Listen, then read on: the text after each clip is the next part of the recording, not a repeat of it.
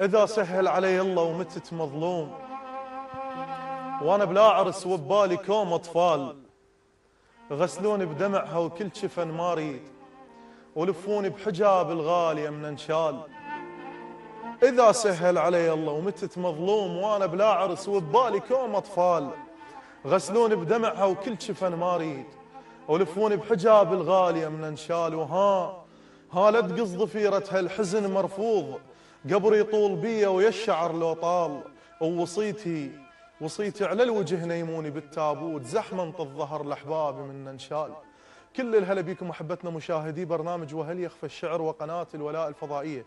احبتنا اليوم ويانا شاعر مبدع، شاعر مميز، قليل الظهور ببرامج الشعر، راح نشوف شنو الأسباب، لكن شاعر أراهن على حلقته، وأراهن على أنه جميع اللي يعرفونه واللي ما يعرفونه راح يستمتعون بالشاعرية العالية جدا والحقيقية جدا. قبل لا نتعرف على هذا الشاعر راح نشوف أخبار الشعر والشعراء ونرجع.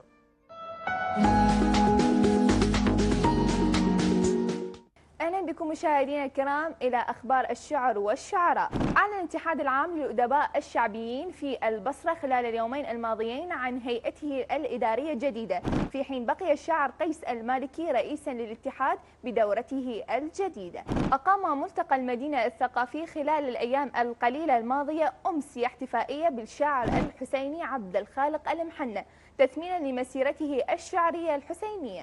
أقيم بمحافظة البصرة خلال الأيام الماضية وفي مناطق مختلفة عدد من المهرجانات التأبينية لشهداء الحشد الشعبي والقوات الأمنية بمشاركة نخبة من شعراء البصرة والمحافظات. أقام منتدى نجوم العراق ببغداد يوم الجمعة الماضية مهرجان الشعري الذي يحمل عنوان تغريدة شعر بحضور كوكبة من شعراء بغداد والمحافظات.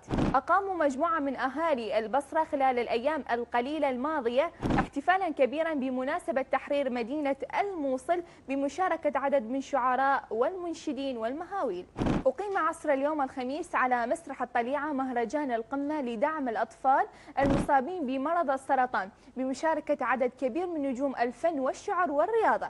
مشاهدينا الكرام، هذا كل ما لدينا من أخبار الشعر والشعراء، وهذه العودة إلى الزميل سيف الحلفي. رجعنا وياكم احبتنا المشاهدين. انا وياكم راح نرحب بشاعر كتب القصيده الوجدانيه وكتب القصيده الحسينيه وكتب القصيده الذاتيه والحربيه وكثير من القصائد للحشد الشعبي المقدس. ترك بصمه واضحه جدا على منصات الشعر وفي قلوب الذائقه، وخصوصا الذائقه البصريه، جمهور البصره وشعراء البصره. هذا الانسان الرائع جدا بالحقيقه. يعني ضغطت علي بموضوع اللقاء، يلا اجى لانه هو يمر، يعني انا ما اريد من البدايه، بعدين راح اوضح شنو الحاله اللي يمر بها الشاعر المبدع. يمر بحاله جدا صعبه، اسال الله انه يتعداها، وتقصدت اجيبه يعني الح عليه بالحلقه حتى تكون يعني لربما اطلع من الاجواء اللي هو بيها. انا وياكم نرحب بالشاعر المبدع والرائع جدا الحبيب الصديق طارق الكريماوي. اهلا وسهلا بك استاذ سيف. تحيه لك والكادر والبرنامج وهل يخفى الشعر. كل الهلا بك. وان شاء الله ما يخفى الشعر بوجود مبدعين مثلك، مثل الشعراء اللي حاليا على الوسط موجودين. انا بس اريد صوتك طارق، انا بصفك وما جاي اسمعك. كل الهلا بك. الله يحفظك استاذ سيف. اي طارق، بداية هوية تعريفية لطارق الكريماوي. طارق ثجيل جاسم الكريماوي، مواليد 88، غير متزوج، اي شاعر شعبي. كل الهلا بك. شعراء البصره. كل الهلا بك طارق. الله يحفظك. طارق، ما راح ادخل وياك مباشرة بالحوار، اريد انا وياك والمشاهدين نستمتع بقصيدة من قصائدك. بس اريد صوتك، ترى ما جاي اسمع صوتك. ان شاء الله. اي قل له للصياد حسلاح الغرور. اي قل له للصياد حسلاح الغرور. لأن عصفورين مصطاد بحجر. اي تمطر الدنيا وهد سهمه ويشوف.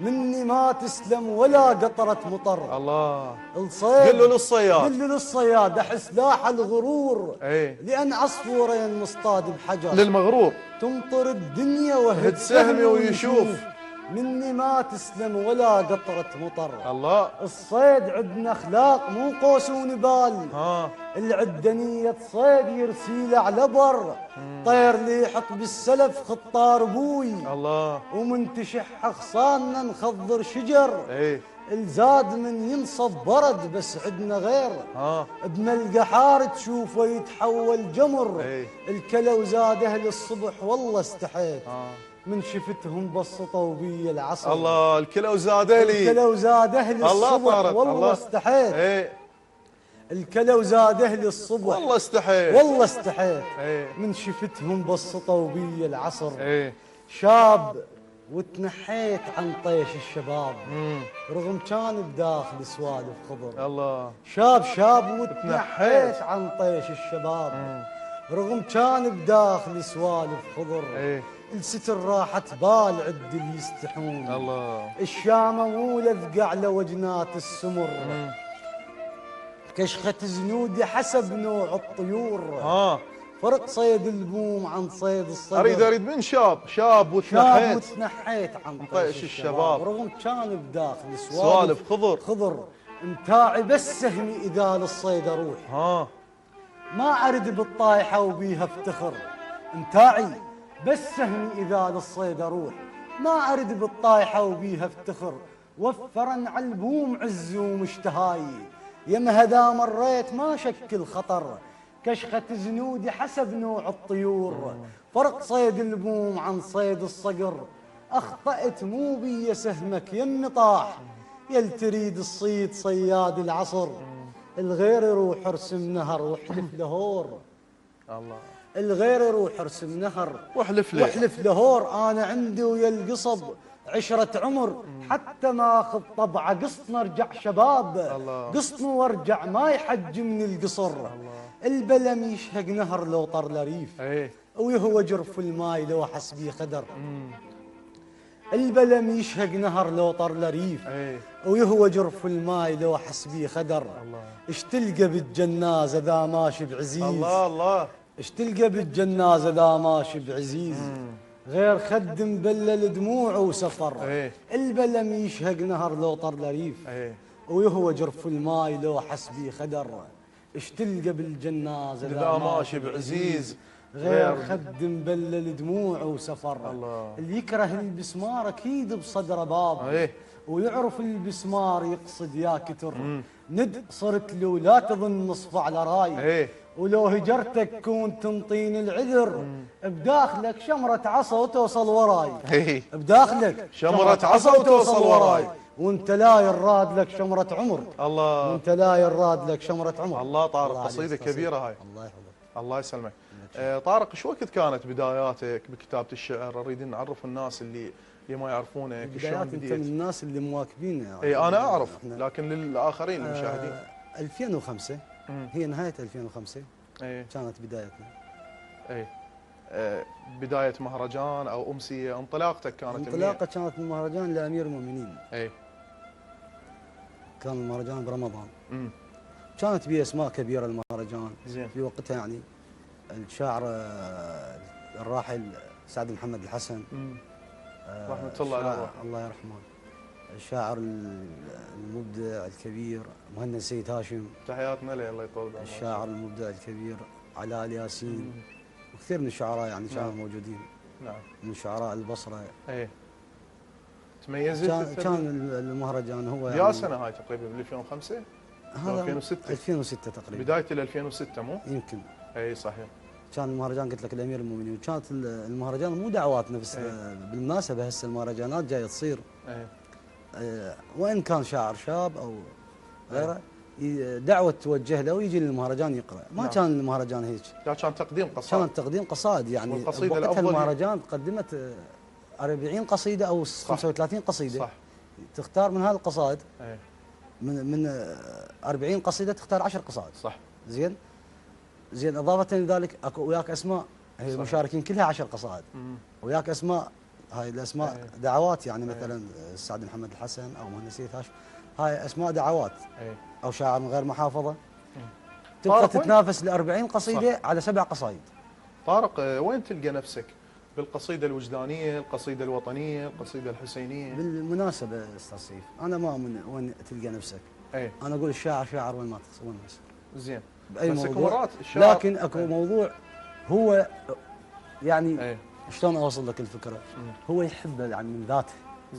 زين من ذاته هو هذا الموضوع، فيكون اقرب لهذا الموضوع. انما اذا ترجع للشاعريه هو ادواته وخياله وتفكيره وصياغته، وين ما يروح هو الشاعر موجود.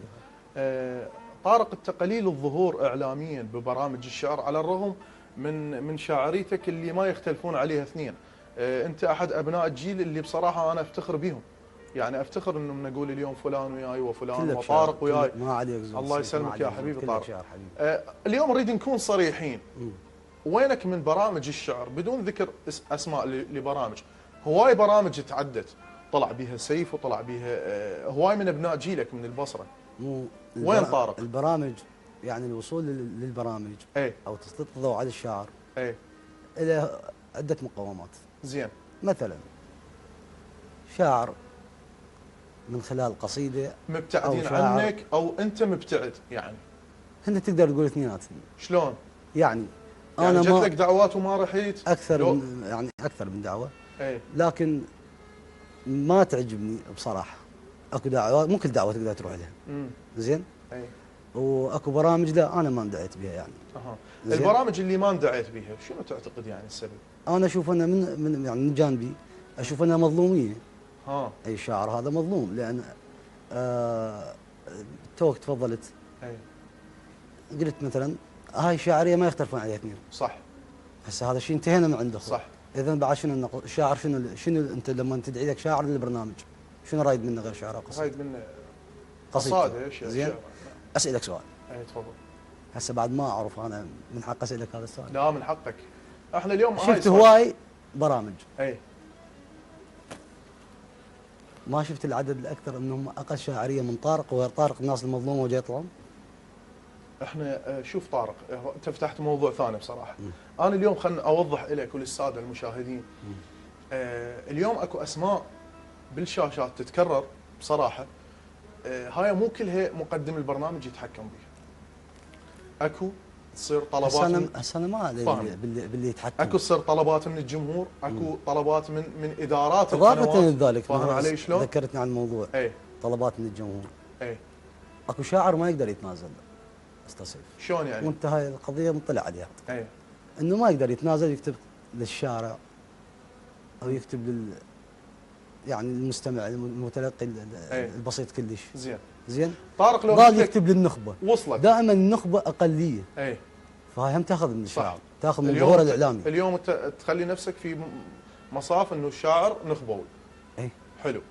طارق لو قلت لك سوي لي مقارنه، انت شاعر موجود على المنصات وموجود بالشعر من 2006 اذا مو من 2005 واحنا اليوم بال 2017.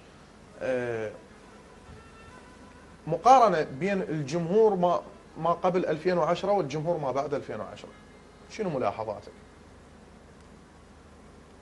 فرق شاسع. شلون؟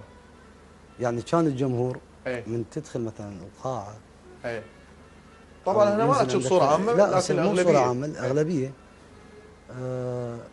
تقدر تقول 70% تقدر تحسبهم على الذائقه النخبويه.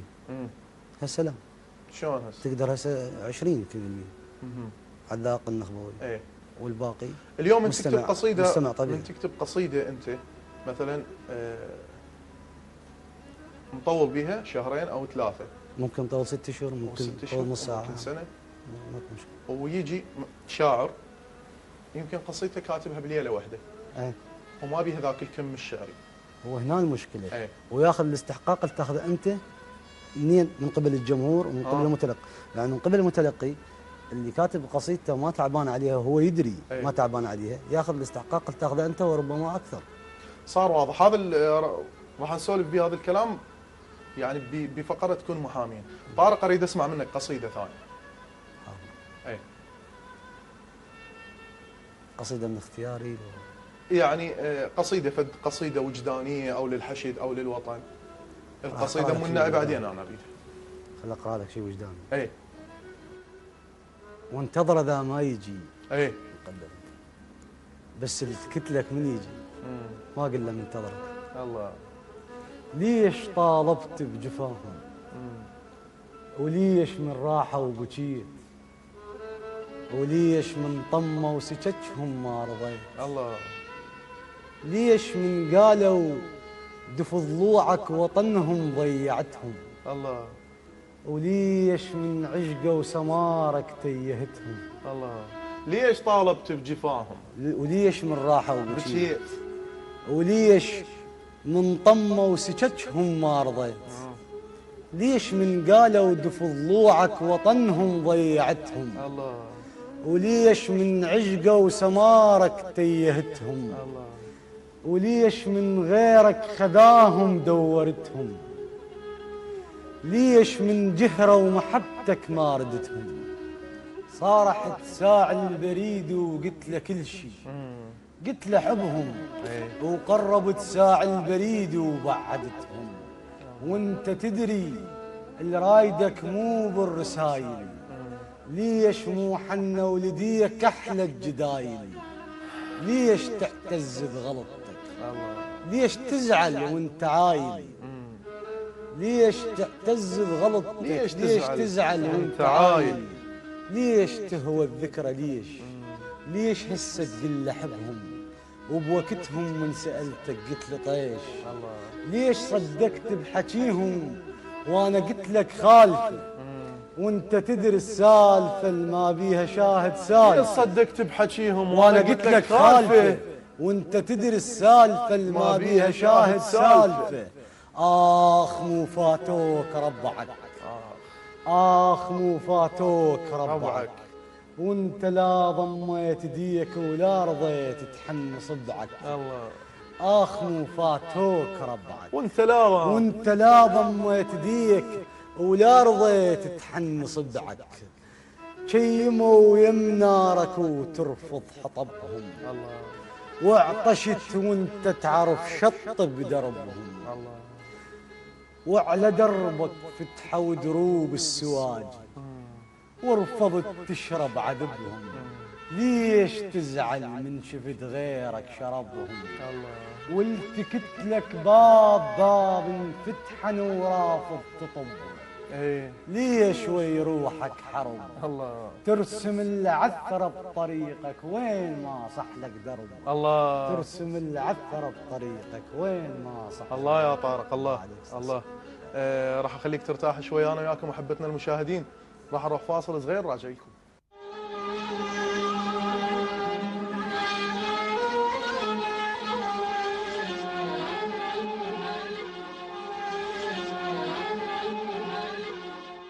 رجعنا وياكم احبتنا المشاهدين. كل الهلا بيك مره ثانيه طارق. اليوم اريد اختصر الكلام وياك واكثر بالقراءات، فخليني استمع بقصيده منك ويا ريت تكون يعني الابطال من اختيارك. راح اقرا لك حياة فشل. يلا. قبل جرحك جرح مر بي وتعدى وبس حسيت هجرك والجرح ندى. كلش مو جديد الرايدين يخون. انا ذاك جزت الوادم اللي بعده. الله. قلت لهم يشور واستخفوا بيك. تبين شارتك من تنوع الرده. اشتشم باللي يشتعل لو عطر لو عطاب. الله الله اشعل صاحبك ويبين الله الله الله. اشتشم باللي يشتعل. اشتشم باللي يشتعل لو عطر لو عطاب. اشعل صاحبك ويبين ايش عنده. عفتني وقمت اصوغ من الورد تابوت. بوجودك كنت اصوغ من الجفن ورده. رحت ظل صدري فارغ كل شخصته وياك. من ادق ايده على صدر الظهر تتعدى. من تخوصر يفر كفه على خصر حزام. وتخيل خصر كف دايره الوحده. ردت اشتاق لك بس ما سعفني الحيل. ردت اشتاق لك بس ما سعفني الحيل. وهو وقتك جزء والوادم معيده. يعايفني وحق كل ليله حلوه وياك. من ذكرك عن نهر بي تصعد المده. الله خفيف الشيب يعايفني وحق كل ليله حلوه وياك. من ذكرك عن نهر بي تصعد المده. خفيف الشيب اذا عمرك جزء 60 لكن بي ثقل على الماء كمل رجده. الماء حطه طعم مو شرط ما مرغوب. القدر حايط فشل بين الوفي ووعده. الطلع من السرب والجاهل الصياد لا يطلب العون من النجف جلده. لا يطلب العون من النجف جلده. الله يا طارق، ممتع ومبدع وقصيده رائعه. الله يحفظك. خلينا ناخذ مجموعه من اسئله الناس بفقره التواصل. هواي من الناس طبعا سائلين ليش قليل الظهور اعلاميا. جاوبنا احنا عن هذا السؤال ببدايه الحديث. الشعر شنو قدم لك؟ وش قدمت للشعر تعتقد طارق؟ شنو قدم لي الشعر؟ شنو قدمت للشعر في البدايه؟ شنو قدمت للشعر؟ ايه يعني اقدر اقول صياغه ايه جديده. زين. الشعر شنو قدم لك؟ قدم لي الشعر قدم لي محبه الناس. زين واعتزازهم، وانا هذا الشيء كلش اعتز به يعني. منو هذا الشيء هو الحافز الوحيد اللي يخليك تتواكب وتتواصل. صح. قصيده من قصائدك تعتقد الجمهور حبها اكثر من بقيه القصائد؟ قصيده من قصائدي. اي. الجمهور بصوره عامه النخبه. تقصد الجمهور بصوره عامه لو النخبه لو الجمهور بصوره عامه يعني الجمهور بصوره عامه. الصياد. البريد. حائط فشل يعني قصائد. زين. قصيده تمنيت كاتبها طارق؟ قصيده مو لك يعني، قصيده مو لك تمنيت كاتبها؟ تتمنى كاتب قصيده يعني واي والله انها قصائد يعني قصائد جميله وقصائد رصينه. الضاريات. الشاعر الكبير عطا السعيدي رحمه الله على روحه. بناك تنام ليلك. اي. القيامه. قصائد كبيره يعني. زين. عندك موهبه غير الشعر؟ موهبه غير الشعر؟ ايه. لا ما عندك موهبه غير الشعر. شنو علاقتك بالاتحاد هاي الفتره؟ علاقه وديه. صار لك قد ما رايح للاتحاد، اتحاد الشعراء؟ يعني قبل الوفاه بشهر يعني قبل حالة الوفاه لنا. نعم. زين طارق، اخطر قرار اتخذته بحياتك؟ يخص الوسط ام حياتي بصوره عامه؟ بصوره عامه. يعني حطيت انسان هو الهدف الوحيد اللي يخليني استمر بالحياه. وبعدين كان مو الشخص المناسب. اختيار خطأ يعني كان؟ اختيار كلش خاطئ. اختيار خاطئ. منو قدوتك بالحياة؟ قدوة طارق كلامه. انسان اقتدي به؟ اي. طبعا بمقدمه اي. انه القدوه بالشيء يعني مجمل الحياه. علي بن ابي طالب عليه السلام. عليه السلام. اي. اكو يعني خصوصيات الوالد الله يحفظه ويخليه خير. الله يحفظه ان شاء الله. تحياتنا له. قدوه لي بكل شيء. اي تحياتنا له. في مجال الشعر قدوه مثل اعلى بمجال الشعر؟ مثل اعلى. اي. الشاعر الكبير عريان سيد خلف الله يقومه بالسلامه ان شاء الله. الشاعر العملاق عطا خميس السعيدي. كاظم القاطع. كاظم اسماعيل القاطع احب اسمع كلش. كلش احب اسمع. بس ما ذكرته. ما ذكرته مو من باب يعني انت سالتني سؤال جاوبتك. اي ما ذكرته بالجواب يعني. كاظم اسماعيل القاطع الجبل الكبير. اي. العملاق. انت انا ادري بيك ميال انه انا ميال يعني كتابة كاظم اسماعيل القاطع. لذلك يعني سالتك تفاجئت طارق هواي ناس بصراحه انا اتجاهل هذا الموضوع، لكن هواي ناس سالوا وحتى نوضح للساده المشاهدين سبب هذا الزي الاسود، سبب هذا الحزن اللي بوجهك، وناس هواي اسئله تكررت عن يعني حاله الوفاه. احبتنا المشاهدين طارق يعني من فتره قريبه تقريبا شهرين، مو طارق؟ شهرين ونص تقريبا يعني توفى اخو شاب رحمه الله على روحه. فهذا الموضوع مؤلم يعني طارق، بس احنا كان لابد من انه نذكره ونقرا له سوره الفاتحه ونذكره بالخير. فاريدك تحدثني شنو اللي اثر بطارق، بالشاعر طارق الكراماوي، وفقد اخوك وهو شاب بعمرك وصديقك. احنا اليوم ما نريد ناذي اهلك طارق، اهلك يعني اليوم جاي عائلتي الثانيه تحياتنا لهم جاي يشوفون الحلقه، ما نريد ناذيهم. فتحدثني يعني شنو اثرت بتجربتك الشعريه فقد الاخ اخوك؟ مو بس بتجربة الشعريه، هو اثر بصوره عامه يعني. اي اثر بحياتي كلها. اي شوف طبعا اكو موقف اي ما اعرف احنا ليش ما نواجهه. اي اكو امور ما نقدر نواجهها. انا إن جاني التليفون يعني. شلون صار؟ جاني التليفون انه هو مصور اي يعني، بس قال لي ان المكان المصوبي يعني قلبه. بعد ما خليته يكمل قطعت التليفون حتى لا يقول لي غير شيء. خفت، ما اريد يعني ما اريد اتقبل هيك موضوع. شلون راح اواجه الموضوع؟ فخابرت اخواني سبقوني للمستشفى.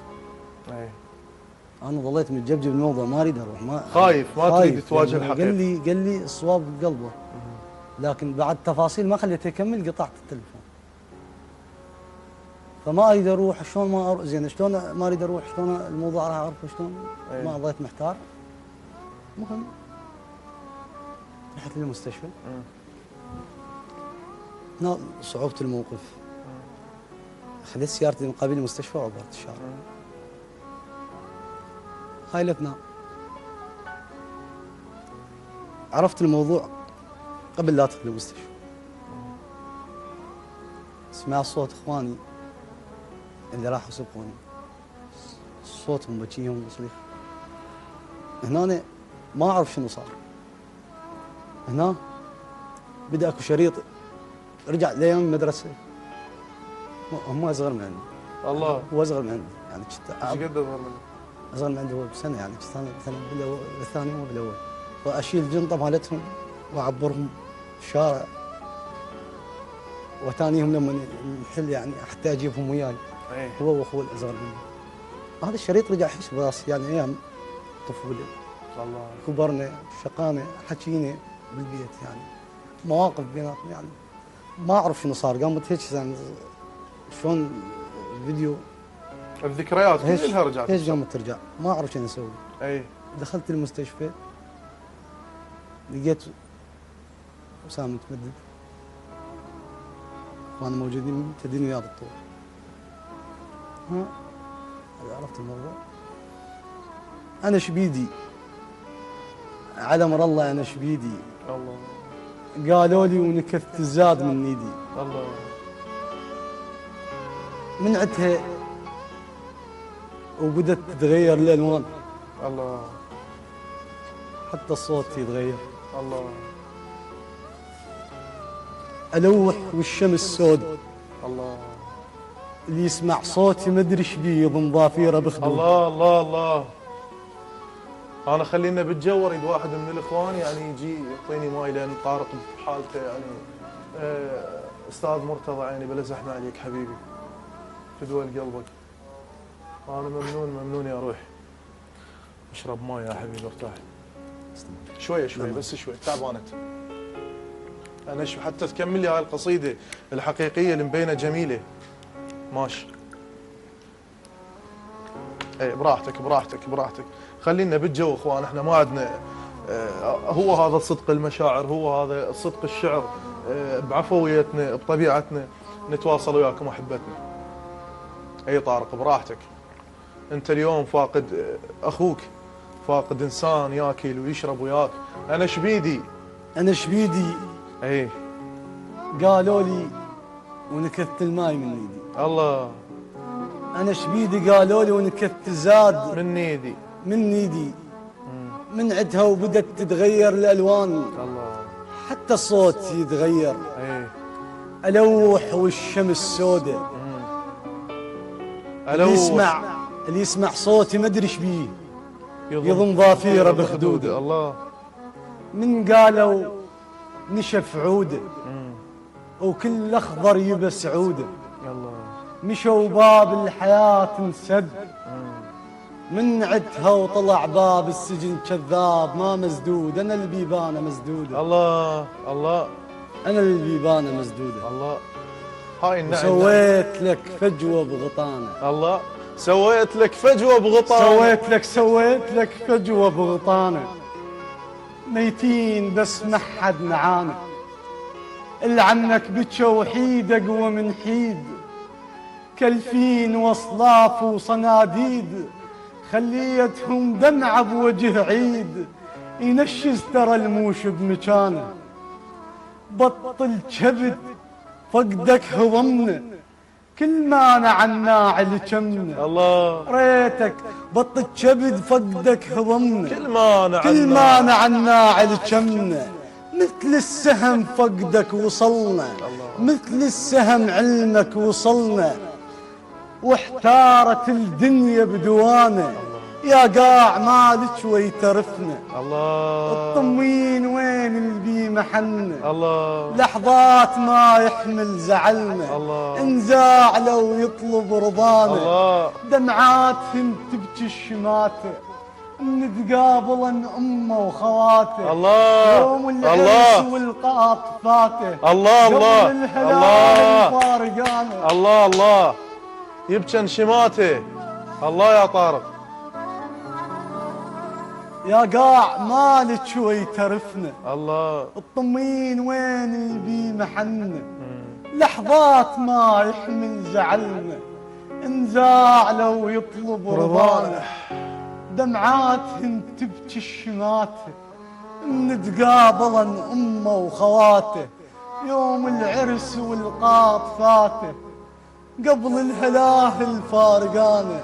سويت لك فجوه بغطانه. الله. ميتين بس ما حد نعانه. الله الله يا طارق. الله.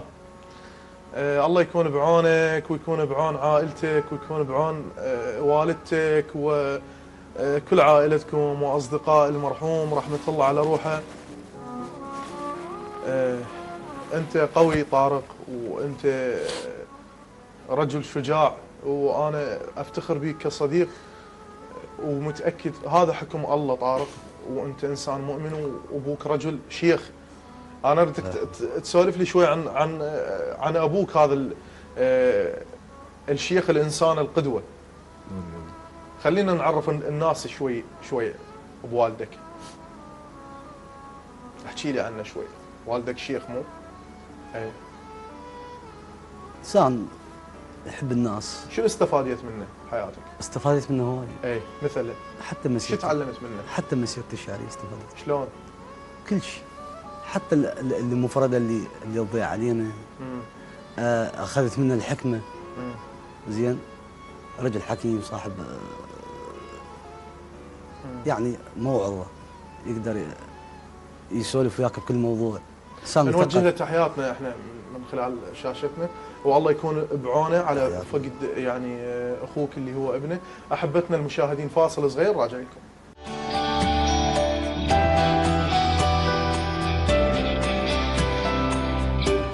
كل هلا بكم مرة ثانية أحبتنا مشاهدي برنامج وهل يخفى الشر وقناة الولاء الفضائية. وصلنا وياكم الفقرة تكون محاميا. هاي الفقرة مثل ما تعرفونها أنه الشاعر الضيف اللي لبسه بدلة المحامي وراح نقدم له مجموعة من اتهامات. هاي الاتهامات مو من عندنا، من الناس تجينا على العام وعلى الخاص تخص كل ضيف. المحامي طارق الكريماوي كل الهلا بيك. اكو اتهامات تخص طارق الكريماوي راح تدافع عنه. يا ستار. اي طارق.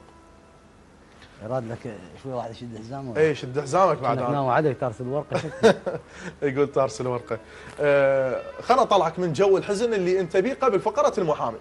اريد شويه اريدك تسولف لي موقف شلون هذا مال الفيسبوك. اي بدأت. خلينا نتعدى على الموقف هذا. ما بيها مجال؟ لا خلينا نتعدى. اول سالفه غير. خوش. بعدين نسولف، انا اسولف لهم بغير حلقه. طارق، يعني اتهام عليك انه انت نسخه ثانيه للشاعر عطا السعيدي من خلال اللغه مالتك في القصيده. اتهام. شلون يعني نسخه القصيده؟ يعني من خلال اللغه اللي تستخدمها بالقصيده. هي اللغه احنا ناس اهل العماره. زين. اعرفه. او مو تحديدا احددها باهل العماره. زين. ناس اهل ريف. ايه. الناس هاي بيئتنا وهذا كلامنا وهذا حسنا يعني. زين. زين مثلا استورد مفرده من غير عالم يعني حتى اوظفها بالشعر. لا، الاتهام يقول انت متاثر بعطا السعيدي تاثر كبير من حيث لا تشعر. بصوره عامه ما لي علاقه بعطا السعيدي يعني. ها. يعني متاثر بالشعر بصوره عامه. زين. اي شيء حلو انه انت من حقك تاثر به ويعجبك. ايه. زين. لكن هذا ما يكون خلل على قصيدتك او على كتابتك او يعني انت متاثر بالشعر بصوره عامه، هذا الاتهام تعتبره باطل. كل شاعر يتاثر بالشعر بصوره عامه، وهذا الاتهام تعتبره باطل. اتهامه باطل. زين. اميل الى احب اسمعه. زين. اسمه يعني طارق والتواردات بالشعر. تواردات هاي بعد يمكن هذا السؤال المفروض تجاوب عنه يعني. انا ما اريد اجاوب عنك. على اعتبارك انت مواكب. انا اليوم مو سيف صديق طارق الشاعر. انا اليوم هسه حاليا هنا على الكرسي مقدم برنامج كرم ملعبي حطيت. فاريدك تدافع عن طارق الكريماوي. لانه طارق انسرقت منه هواي من الابيات لشعراء، وانا اشهد بيها لشعراء هواي منهم اسماء. انا اريد بدون ذكر اسماء تحكي لي شنو القصه بالضبط، ليش دائما ابياتك تروح؟ مو انا اقول لك يمكن من ساعه انت وصلت لل اي جواب هذا السؤال. اي انت من ساعه وصلت له وبعدين تنحيت عنه. زين.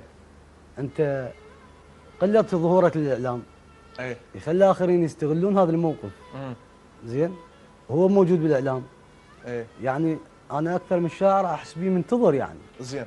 وكتبت على هذا الموضوع اعتقد قصيده يمكن تسامحها. اي كنت ساكت قبل قصدر دسكت ناس يتانونش وقت ما اكتب يكتبون. اي نفسها بغير اقرا لي بيت مسروق. بيت ابيات. اقرا لي، اريد اعدد لك. اقرا لي. واحد. صعدت رايته وسوى الشخط بالغير. غيره. متاعب السهمي اذا للصيد اروح. بعد. شاب وتنحيت عن طيش شباب. بعد. تمطر الدنيا وهد سهم ويشوف. مني ما تسلم ولا مني ما تسلم ولا قطرة. بعد. شاب. بعد اكو قصيد. اكو بيت. النجفة عنك لا تظن اصبح غريب. ايه انا يا قاع الاطرها ولايتي. حلو. هذا لقيته عند اثنين شعراء يعني. حلو. اكو ابيات دائما تنشر بالفيسبوك تنسب للشاعر الراحل الكبير غني محسن رحمه الله على روحه. اقرا لي هذا البيت اللي من الكتابات. البيت يقول مره شفت الدنيا مطرت. ايه قمت ضميت الرسايل خاف يتبلى الحكينا. كلش حلو صار واضح. هسه هو مو هذا البيت. ابيات يعني ابيات من قصايد يعني شو تريد؟ اذا تريد تعدها اتعدى 50. زين يعني مثلا بيت ابيات قريبه طارق لو مجرد هيك بيها شبه تسامحن وانت تعرفن وشهادتك وشهاده شعاراتك. حبيبي ما لي علاقه بك. انت ابيات بيها نص قريبه نص. لو مجرد بيها مفرده الشابه وصيحه هذا البيت مالي. لا يوميا كاظ جيب الشعراء هذا البيت مالي. انا ما اجيبهم، هم يجون.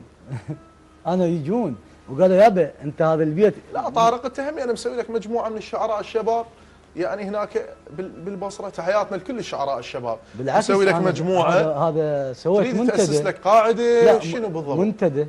منتدى بصمات.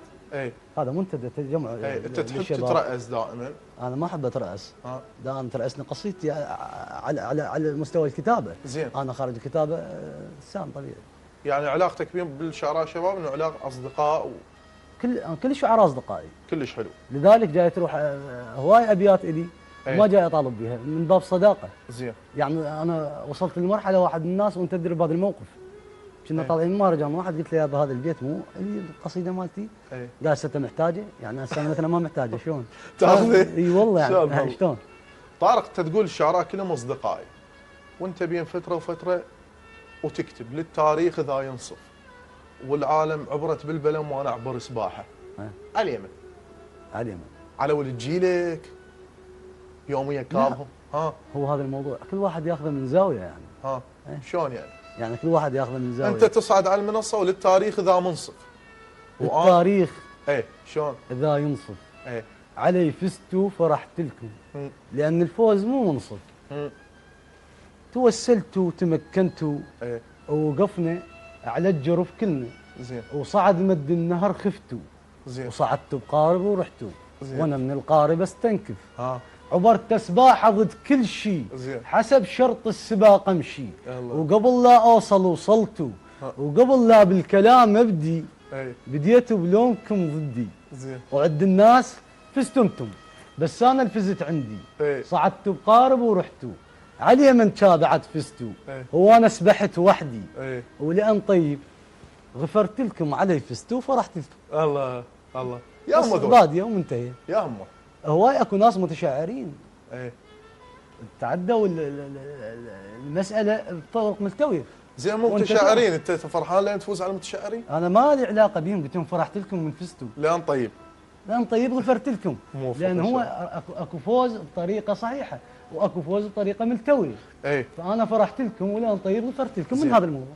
طارق يعاب عليك انه انت مستغل يعني ابناء عمومتك الله يخليهم ان شاء الله، ووضعك الاجتماعي، والدك شيخ ومقربين منك ولد عمك، بالخلافات اللي تصير بالشعر تتدخل بالقوه. اتدخل انا واهلي لو اتدخل وحدي؟ تتدخل ومستند على يعني انا الله شاهد علي. تتدخل بالقوه. انا اتدخل يعني تتدخل وتصير مشاكل بالشعر تصير مثلا غير شيء. غير بس انا تهديد وكذا. يعني تذكر مره من المرات انت وياي ما كنا انه دخل احد وياي، لو انا ادخل وحدي الناس يتراوالها احد وياي. ايه. يشوفون الناس وحسب هو اساسا ليش تتدخل يعني هو انا اتدخل بالحق. ليش ليش بالقوه؟ هو بالحق. ايه. زين. منو ما انصفته؟ اريد اسالك سؤال، انت بن جيلي وابن البصره وماكبني وماكب الحركه، فاليوم اكو شخص ما انصفته؟ انا هنا طارق. فاليوم سأل صار نقاش وما حكيت كلمه حق؟ لا تحكي كلمه الحق وانا اشهد. اذا ما طول احكي كلمه الحق وانت تشهد. اي. زين. رساله توصل للناس اللي هسه جاي تسمع الحوار مالنا. اي. انه الساكت عن الحق شيطان خلص. زين. انا ممكن اكو هواي امور بسبب تاخر خلت عندي، تاخر طارق الكرماوي كلمه الحق. بمناسبه التاخر طارق، انت القصيده تطول عندك ليش؟ حتى تطلع قصيده. ها يعني القصيده ما ممكن تطلع مثلا باسبوع تطلع قصيده؟ لا بس اذا انا اريد الاحظ قصيدتي واكتبها على مزاجي. ايه. انا على مزاجي اللي يروق لي انا ماكو. ممكن انت مزاجي هواي طارق. انا كلش مزاجي. مو صحيح؟ كلش مزاجي. اي مزاجي. هاي مزاجيتك يجوز اخرتك شوي. هو ما تاخرت بالكتابه يعني. مو بالكتابه. تاخرت بالظهور للاعلام. مو صحيح؟ صحيح. اي. لكن استفاديت من عندها. شلون شو استفاد؟ استفاديت من عندها انه هسه من نريد نروح في المهرجان او نروح اللقاء. زين. انا ما احط قصائد واختار. لا. اكو انه اختار، اكو شاعر مثلا يختار القصيده الفلانيه، القصيده الفلانيه، القصيده الفلانيه. انا ما احط قصائد واختار. كلش حلو طارق. انا اي قصيده من قصائده من جديد هيك اقراها. الله اي هيك يعني. كلش حلو. طارق انا وياك انتهت فقره كل محامين، انا وياك راح نروح نسمع قصيده من اليوتيوب احبتنا المشاهدين. اليوم مختار احد الشعراء الشباب المبدعين جدا، ما راح اذكر اسمه، اخليه هو يعرف عن نفسه من خلال القصيده.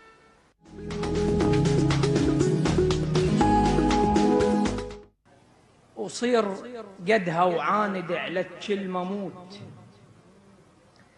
صير قدها وعاند على كل مموت، العناد على الشرف هيبة وفخر، بعين عقلك عاين تلوح البعيد، السيف دنق من على صوت النحر، كون خلي العافية تدور وراك، ضحكة الفلاح من خلق النهر، بمشهد الدنيا نجم بالك تصير، كبر أحلامك وخذ دور القمر، واحسب حسابك وجازف لا تخاف، الدرب صحرا يذبل اللي يمشي شهر، الوقت السيف الهفوة مفتاح الجروح، الدنيا عركة الفطنة تابوت الخطر، طيح مر النصر من جرحك لذيذ انزف، الوقت السيف الهفوة مفتاح الجروح، الدنيا عركة الفطنة تابوت الخطر، طيح مر النصر من جرحك لذيذ، انزف الدم يرسم العالم خضر، صير للطير اللي يحط ديرة أمان، وصوت عارف طيح بمتون الغجر، وشيخ وتعالى الرخص للمال راي، الطيب ديرة وما ترس عين البشر، عيش شاعر وشيخ وتعالى الرخص للمال راي، الطيب ديرة وما ترس عين البشر، عيش شاعر واعشق تفهم حلال، الشمس تنضح عافية بوجه الثمر، العطش كافر ودي شلالك رسول، اكرم ولا تنتظر، العطش كافر ودي شلالك رسول، اكرم ولا تنتظر جيت المطر، فيض فيض العطش العطش كافر ودي شلالك رسول، اكرم ولا تنتظر جيت المطر، فيض للي يشتاق لك لا تروح طيف، فيض العطش كافر ودي شلالك رسول، اكرم ولا تنتظر جيت المطر، فيض للي يشتاق لك لا تروح طيف، اطبع ضلوعك على ضلوع صور، اخذ طبع الشمع ضح انسان كون ضحكه فضل الغيم بغصان الشجر، بعين الانسانيه عاين للي يطيح مدل شفك حتى لو عاد العثر، امشي باطباعك وعاملها بهواك، شمر بيتك كل من شمرك حجر، وفض خلقك لو غلط، امشي باطباعك وعاملها بهواك، شمر بيتك كل من شمرك حجر، وفض خلقك لو غلط وياك اخوك، بنادم مش ما يصغر الربع كبر، كون من تشتد. الله عليك.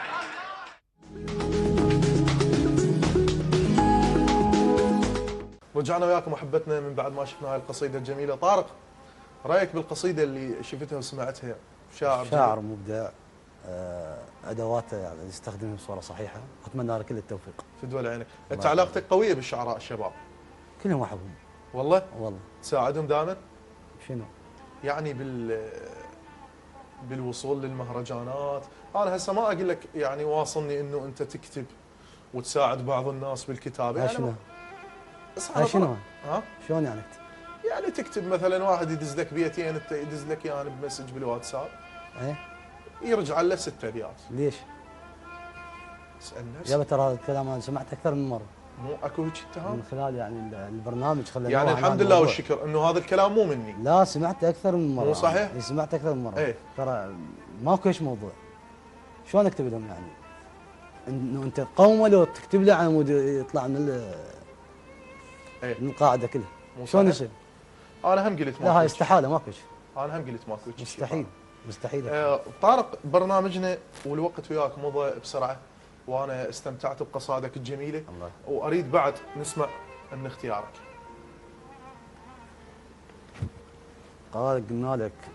قلنا لك ايه؟ قلت ثقلت علي ما بي حيل الصار، زين. وقلنا لك قضت بسكون منها وتوب. خوش. قلت ثقلت علي ما بي حيل الصار، وقلنا لك قضت بسكون منها وتوب. وقلنا لك رخيص وقلت تحط ونسوم. وقلنا لك كثير السوم ما مرغوب. الله. لانت المعتبر ونقول تخطى الناس. كثرت الصوايح طالب ومطلوب، او شكت تفضح زليخه وقلت غصبا هاي. وقلت لك موش غصبا كثرت لك بوب. عموما راجدا ما يعلن الص يطيح. الله الله. عموما او شكت تفضح زليخه وقلت غصبا هاي. وقلت لك موش غصبا كثرت لك بوب. الله. عموما راجدا ما يعلن الص يطيح. الزلف عن ممشخوته بكل وجه مغلوب. افا وصفك بدي كل ما يمر طرواك. وعليك من سولف سالفه منكوب. بخضارك قمت تشك من جفل من الطير. بخضارك قمت تشك من جفل من الطير. صياد واميز جفله المرعوب. الله. فطن والخاطرك ما ركزت على البير. الله. فطن والخاطرك ما ركزت على البير. وانا ادري بقميصي يرد نظر يعقوب. فطن والخاطرك ما ركزت على البير، وانا ادري بقميصي يرد نظر يعقوب، وهنت عد ربعك وذموك قالوا طاح وسألوني عليك وما قلت هين، ومن شفتك جمر حذر الرماد تصير، صرت ليل على مودك خاطر تبين. الله من شفتك جمر حذر الرماد تصير، صرت ليل على مودك خاطر تبين. قلنا لك قبت من قلت ثقلت حيل، انا قلت لك قبت من قلت ثقلت، من قلت ثقلت حيل. اي قلت لك قبت كان غيركم انتو. الله. اي قلت لك قبت كان غيركم انتو. الله الله الله طارق. الله. طبعا الوقت انتهى، لكن انا طماع انه نختم هاي الحلقه بقصيده حسينيه تكون يعني يا ريت للامام الحسين للامام العباس. انا احب هذا البيت اللي بيها صعدت رايته وسوت شخط بالغيم. اي اقرا هاي القصيده لو اقرا لك قصيده القمر. لا اقرا لي هاي القصيده. انا احب هاي المحاوره. اي محاوره هي كانت بين السيده زينب عليه السلام والامام العباس والامام الحسين. الامام الحسين. اي تسال اخيها الامام الحسين عن استمتعوا احبتنا المشاهدين، استمتعوا بهاي المحاوره. العباس في معركه الطف. اي